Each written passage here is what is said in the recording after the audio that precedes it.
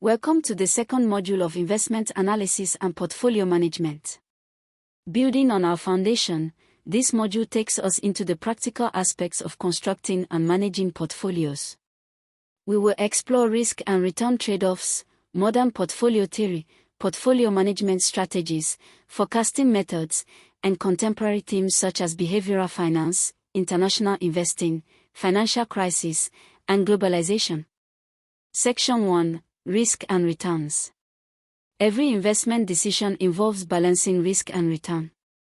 Risk represents the uncertainty of outcomes, including the chance of losing part or all of the investment.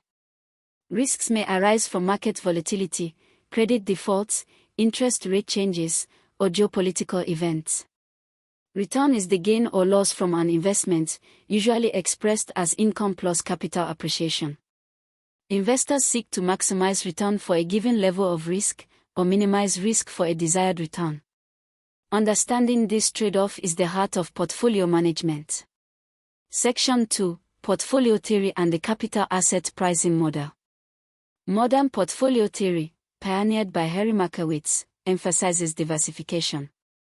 By combining assets with different risk-return profiles, investors can reduce overall portfolio risk. The capital asset pricing model, or CAPM, further refines this idea by linking expected returns to market risk.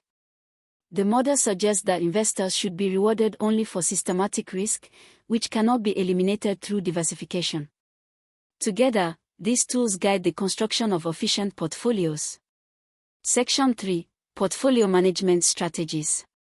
Portfolio management involves both strategic and tactical decisions. Active management, attempting to outperform the market by selecting undervalued assets or timing market movements.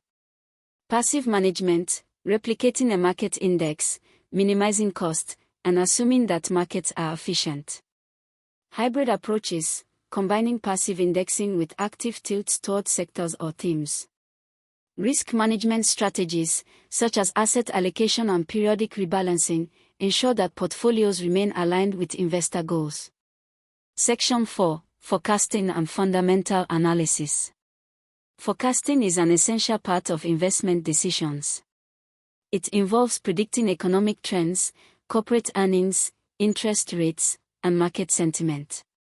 Fundamental analysis remains central, focusing on company performance, industry conditions, and macroeconomic variables. Analysts use forecasting models, scenario planning, and sensitivity analysis to anticipate market shifts and adjust portfolios accordingly. Section 5. Behavioral finance.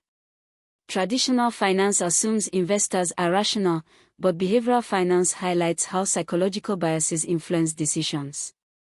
Common biases include overconfidence, believing one has superior knowledge. Loss aversion, avoiding losses more strongly than seeking equivalent gains. Herding, following the crowd, often leading to bubbles or crashes. Recognizing these biases helps investors avoid costly mistakes and design strategies that account for human behavior. Section 6. International investing. Globalization has made international investing more accessible. Diversifying across countries and regions provides exposure to new opportunities and reduces reliance on a single economy. However, international investing carries additional risks such as currency fluctuations, political instability, and regulatory differences. Investors must weigh these factors carefully when constructing global portfolios. Section 7. Financial crisis and the impact of globalization. Financial crises remind us of the vulnerabilities in global markets. From the Great Depression to the 2008 global financial crisis, these events highlight the dangers of excessive speculation, weak regulation, and interconnected financial systems. Globalization amplifies these risks by linking economies. A shock in one region can spread rapidly worldwide. Yet globalization also offers opportunities for diversification, innovation, and growth. The challenge for investors is managing risks without missing out on global opportunities. In this module, we examine the relationship between risk and return, explored portfolio theory and the CAPM, and discuss portfolio management strategies. We also looked at forecasting, behavioral finance, international investing, and the implications of financial crisis and globalization. Course conclusion.